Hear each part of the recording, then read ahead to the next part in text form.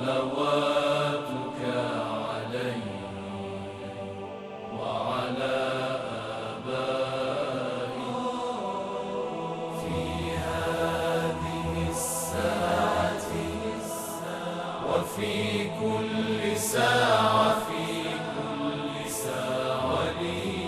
وليا وحافظا وقائدا وناصرا ودليلا وعينا حتى تسكنه أرضك طوعا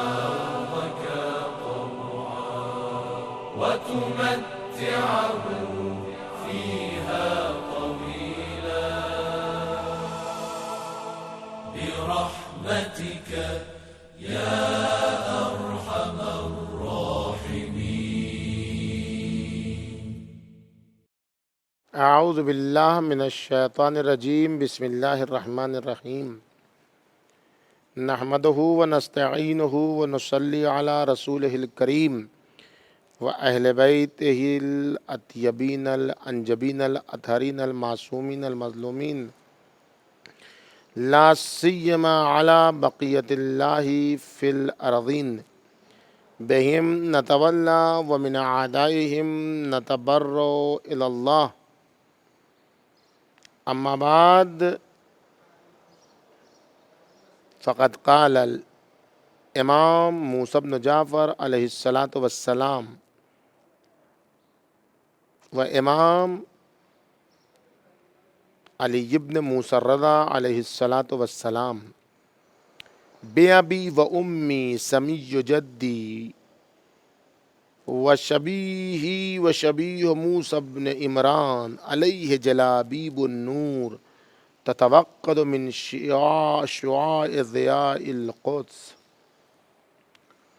امام زمان علیہ السلام کی معرفت کیسی معرفت؟ وہ معرفت جو ہمیں اشراق نور الہی تک پہنچا سکے، وہ معرفت جو ہمیں ہمارے حقیقی باپ تک پہنچا سکے، جس پر ساری دنیا کے باپ قربان ہیں. ایسی مہربانی، وہ کون سی مہربانی، وہ کون سی پیداری ہے کہ جو امام زمان علیہ السلام میں پائی جا رہی ہے. اس سے پہلے آپ کے والے جلسے میں آپ کی خدمت میں عرض کیا کہ امام علیہ السلام وہ پدر ہیں جن پر کائنات کے سارے باپ قربان ہیں. امام رضا علیہ السلام فرماتے ہیں ہمارے ماں باپ کیا ہیں. امام رضا جب علیہ السلام فرماتے ہیں کہ پیدر و مادرم، میرے ماں باپ قربان ہوں اس ذات کے اوپر جس کے اوپر نور کا جلباب ہے. نور کی چادریں، ایک چادر نہیں، دو چادر نہیں، کتنی چادریں نور کی جس کے اوپر ہیں. تتوقد من شعاع القدس، وہ نور کی چادر کہ جس سے ضیاء قدس کی کرنیں پھوٹتی ہیں، ہویدا ہوتی ہیں. اور دوسری روایت میں یہ علیہ جیوب النور، انہیں پوشیدہ کر دیا گیا ہے نور کی چادروں سے. یہ نور کی چادروں سے چھپا دیے گئے ہیں. یہ دونوں تعبیر ہے. ایک جگہ ہے جلابیب النور جو پیغمبر اکرم سے روایت میں ہے، نور کے لباس سے انہیں آراستہ کر دیا گیا ہے. دوسری جگہ امام ہشتم 8ویں امام کی روایت ہے علیہ جیوب النور، ان کے اوپر نور کی چادریں ہیں. اہل بیت اطہار کیا فرق ہے جیوب میں، کیا فرق ہے جلباب میں؟ یہ وقت نہیں ہے کہ آپ کے سامنے میں عرض کر سکوں. فقط اتنے ہیں کہ امام زمان علیہ السلام سے اگر کسی کو قریب کر دیا، اگر غفلت سے کسی کو دور کر دیا، اگر کسی کو امام علیہ السلام سے آشنا کر دیا تو اسے نور کی چادروں کے حوالے کر دیا، اسے نور کے لباس کے حوالے کر دیا. لیکن یہ ایسے تھوڑے حاصل ہوتا ہے، اس کے لیے اجتہاد کی ضرورت ہے. اس کے لیے کوشش کی ضرورت ہے، اس کے لیے تقوی کی ضرورت ہے۔ اگر راستہ کھلے گا تو مسلسل کوشش کی وجہ سے، اگر راستہ کھلے گا تو تقوی کی وجہ سے۔ گناہ کر کر کے ہم امام زمانہ سے قریب نہیں کر سکتے ہیں، گناہ کر کے ہم امام زمانہ علیہ السلام سے کسی کو نزدیک نہیں کر سکتے ہیں۔ ہم اگر نزدیک کر سکتے ہیں کسی کو امام زمان علیہ السلام سے تو اجتہاد کے ذریعے سے۔ روایتوں کو پڑھ پڑھ کے امام زمانہ سے قریب نہیں ہوا جا سکتا ہے، روایتوں کو سمجھ کے ہوا جاتا ہے۔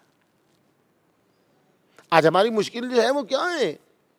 ہماری مشکل یہ کہ ہمارے سامنے روایتیں تو پڑھی جاتی ہیں، ہمارے سامنے حدیثیں تو پڑھی جاتی ہیں، لیکن روایتوں کی معرفت، معصومین کی روایتوں کو سمجھنا، سمجھانا، درک کرنا، درایا کی منزل تک پہنچنا، یہ وہ مرحلہ ہے کہ جو ہمیں مولا سے قریب کرتا ہے۔ اس کے لیے اجتہاد کی ضرورت ہے، اس کے لیے محنت کی ضرورت ہے، ساتھ میں تقویٰ بھی ہے۔ اگر ہماری سمجھ بہت زیادہ ہو جائے لیکن اس کے ساتھ تقویٰ نہ ملے تو ایسا ہی ہے جیسے گندے گلاس میں، کیچڑ زدہ گلاس میں، دھول سے اٹے ہوئے گلاس میں بہترین شربت انہیں دیا جائے تو کیا حال ہوگا اس شربت کا؟ شربت برباد ہو جائے گا، چونکہ ظرف آمادہ نہیں۔ اس لیے شعور بھی کام کرے گا تو الٹا کام کرے گا، عقل بھی کام کرے گی تو الٹا کام کرے گی۔ اس لیے اگر صحیح سمت میں جانا ہے تو عقل و شعور کو تقوی کے ظرف میں ڈالنا ہوگا، تب راستہ کھلے گا، تب دریچے ایک کے بعد ایک کھلتے چلے جائیں گے۔ امام زمان علیہ السلام کی معرفت سر اکبر ہے، وہ خدا کا سب سے بڑا راز ہے۔ ان علماء سے رابطے کی ضرورت ہے کہ جو ان لوگوں سے رابطے میں ہوں جو اعلیٰ درجے کے علماء ہیں، جو آپ کو معرفت بتانا چاہتے ہیں، جو اپنا بازار گرم کرنا نہیں چاہتے ہیں، جو اپنی دکان گرم کرنا نہیں چاہتے ہیں۔ آپ ذرا دیکھیں، زیارتوں کا مطالعہ کریں تو آپ کو سمجھ میں آئے گا زیارتیں سمجھنے کی ہیں۔ اب یہاں پر بات آ گئی تو میں آپ کے سامنے عرض کر دوں آج کی بحث میں کہ امام شناسی زیارتوں میں ملے گی، خدا شناسی دعاؤں میں ملے گی۔ اس کا مطلب یہ نہیں ہے کہ حدیثوں میں نہیں ہے، اس کا مطلب یہ کہ زیارتوں میں امام اپنے تمام کمالات کو لے کر دوسرے امام کی شان میں سامنے آتا ہے۔ جو کچھ جانتا ہے عالی ترین درجے پر، اس کو زیارت کی شکل میں پیش کرتا ہے۔ اس لیے زیارت ہما شما کی سمجھ سے باہر ہے، اس لیے زیارت ہر ایک کی سمجھ میں نہیں آتی ہے، اس لیے زیارت کے لیے بڑی محنت و مشقت کی ضرورت ہے۔ زیارت پڑھنا آسان ہے، زیارت میں چھپی ہوئی معرفتوں تک پہنچ کے منبع الوجود تک پہنچنا مشکل ہے۔ اس کے لیے ایک تقوی کی ضرورت ہے، اس کے لیے ایک اجتہاد کی ضرورت ہے، اس کے لیے ایسے علماء سے رابطے کی ضرورت ہے جو بازار گرم کرنے والے نہیں ہیں۔ ایسے علماء کی ضرورت ہے جو خدا کے لیے کائنات میں پیغام پہنچانے والے ہیں۔ ایسے علماء کی ضرورت ہے جو اعلیٰ علیین سے رابطے میں ہیں۔ امام زمان علیہ السلام پر نور کی چادر ہے، جلباب نور ہے۔ یہ نور کی چادر کیسی ہے، کیا ہوگا، یہ نور کتنا وسیع ہے، یہیں سے سمجھ میں آئے گا اشراق نور کیا ہے۔ امام زمانہ کے نور کی چھوٹ کہاں تک ہے؟ نور کی چھوٹ ہماری سمجھ کے حوالے سے اتنی ہے کہ ان کے وجود سے سورج کا نور بھی مدھم پڑ جائے گا۔ ہاں، یہ ہے اشراق نور رب۔ مولا کے نور سے چاند کا نور مدھم پڑ جائے گا۔ لوگ چاند کے نور سے فیضیاب نہیں ہوں گے۔ آج کس سے ہم فیضیاب ہو رہے ہیں؟ آج ہم سورج کے نور سے فیضیاب ہو رہے ہیں، دھوپ سے فیضیاب ہو رہے ہیں، کرن و شعاع سے فیضیاب ہو رہے ہیں، لیکن تتوقدو، لیکن جب وہ نور چمکے گا جو امام زمانہ کا ہے، جب رب کا نور چمکے گا، اس کا اشراق ہوگا، جب اس کا شروق ہوگا، جب وہ طلوع کرے گا، تو پھر سورج کا نور مدھم پڑ جائے گا، تو پھر چاند کا نور مدھم پڑ جائے گا، پھر ان کا نور ہوگا جس سے لوگ فیضیاب ہوں گے۔ وہ ایسی منزلت پر فائز ہے کہ کوئی ان کے برابر نہیں ہو سکتا ہے۔ عقید عزن لا یساما، دعائے ندوہ میں ہے نا کہ سلام ہو اس ذات کے اوپر، ایسی ذات ہے وہ ذات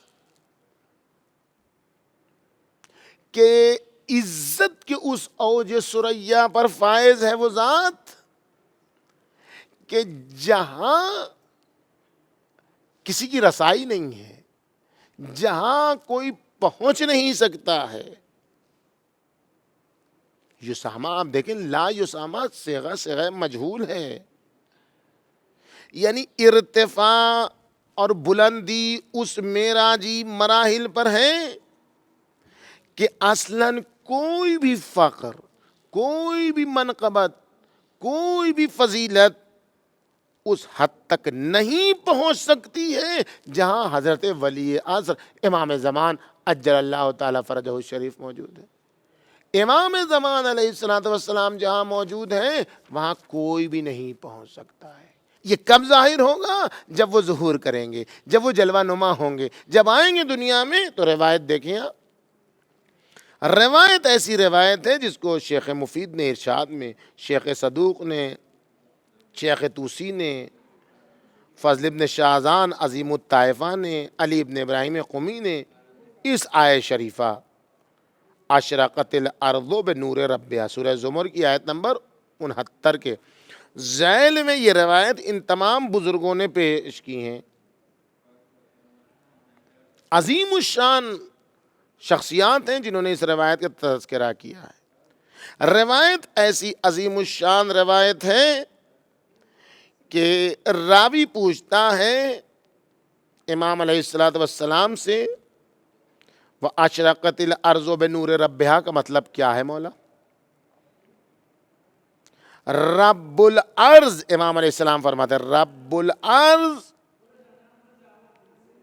یعنا امام الارض، رب الارض سے مراد زمین کا امام ہے۔ فقلت فاذا خرج یکون ماذا؟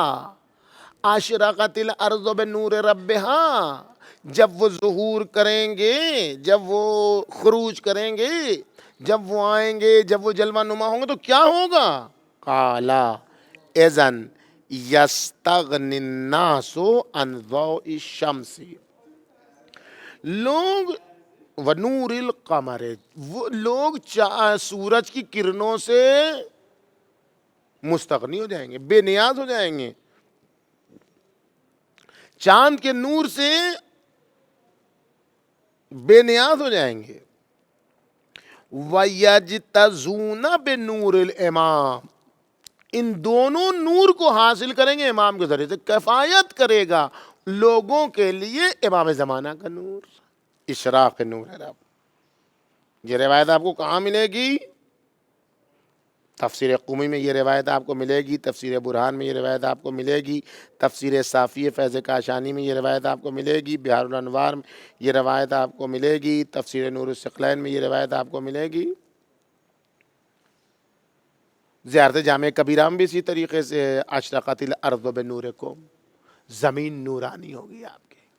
یہ کون سی ذات ہے جس کے آنے کی بنیاد پر کائنات ان کے نور سے نورانیت حاصل کرے گی؟ پھر لوگ سورج کی روشنی کو بھول جائیں گے، پھر چاند کی روشنی کو لوگ بھول جائیں گے، پھر نور قمر کو لوگ بھول جائیں گے، پھر ضیاء شمس کو لوگ بھول جائیں گے، پھر ان کے نور سے پھر ان کا کام کیا ہے؟ سورج کی روشنی کا کام کیا ہے؟ سورج کی روشنی زمین کے دبے ہوئے دفینوں کو آشکار کرتی ہے، یہ تو کام ہے۔ سورج کی روشنی معدنیات پہ پڑتی ہے، ان چیزوں میں پڑتی ہے، تو وہ اپنا جلوہ دکھاتے ہیں، وہ اپنی استعداد کو ظاہر کرتے ہیں۔ روایتوں نے کیا کہا؟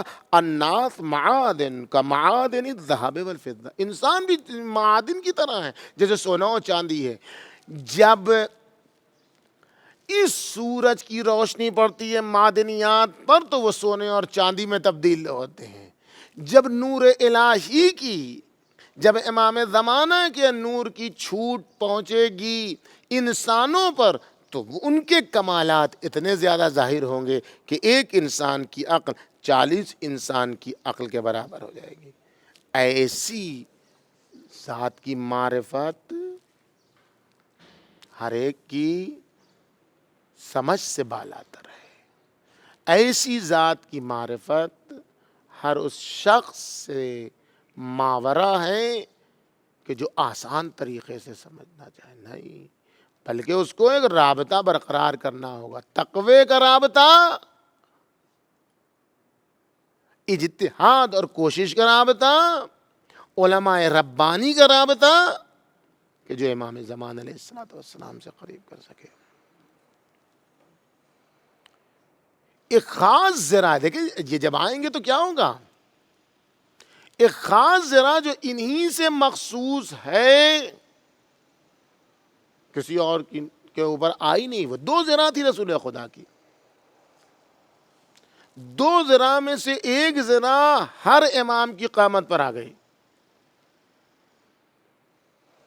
لیکن ایک ذرا تھی جو کسی کی بھی قامت پر راست نہیں ہو پائی، بڑی ہونے لگی۔ حتیٰ امیر المومنین چھٹے امام کی باقاعدہ روایت ہے، روایت چونکہ طویل ہے اس لیے میں آپ کے سامنے نہیں پڑھ رہا ہوں۔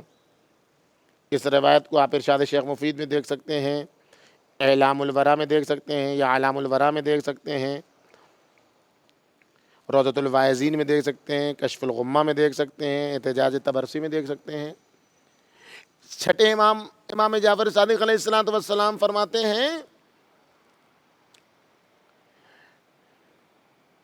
کہ ایک ذرا ایسی ہے جو تمام ائمہ اطہار کے بدن پر راست آئی ہے، فٹ ہو گئی ہے، لیکن ایک ذرا ہے جسے میں نے پہنا تو وہ بڑی ہو گئی۔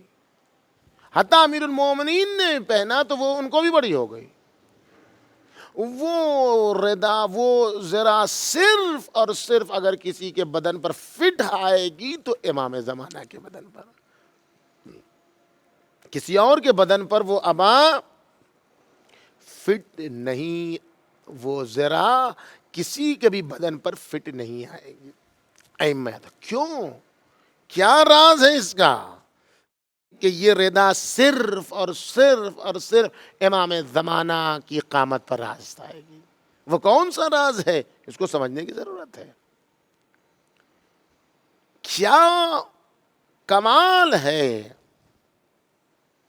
جس کو سمجھنے کی ضرورت ہے کہ ایک ذرا ہے جو صرف اور صرف امام زمانہ کے بدن پر فٹ ہوگی۔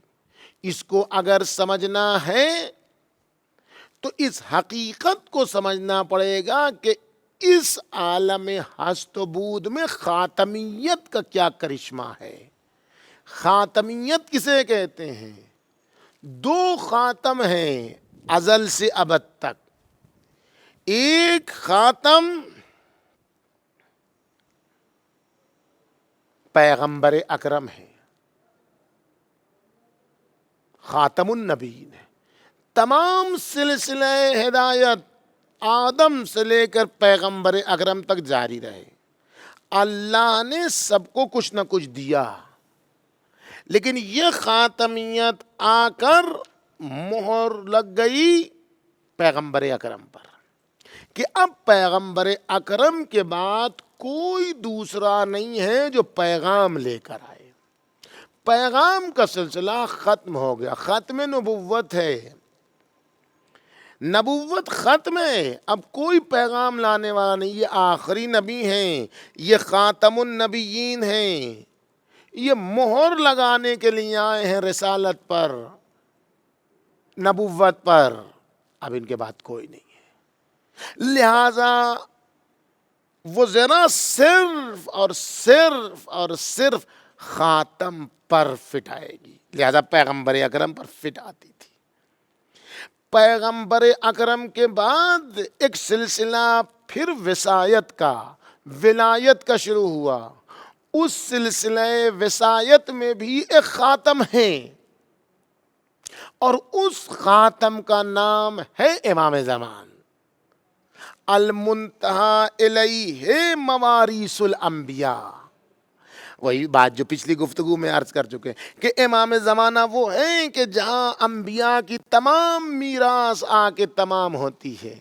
امام زمان علیہ السلام وہ ہیں جہاں آ کر تمام چیزیں ختم ہوتی ہیں۔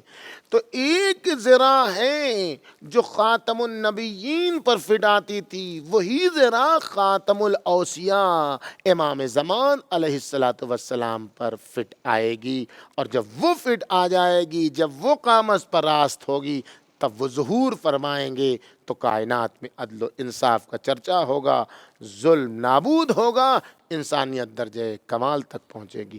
والسلام علیکم ورحمۃ اللہ وبرکاتہ۔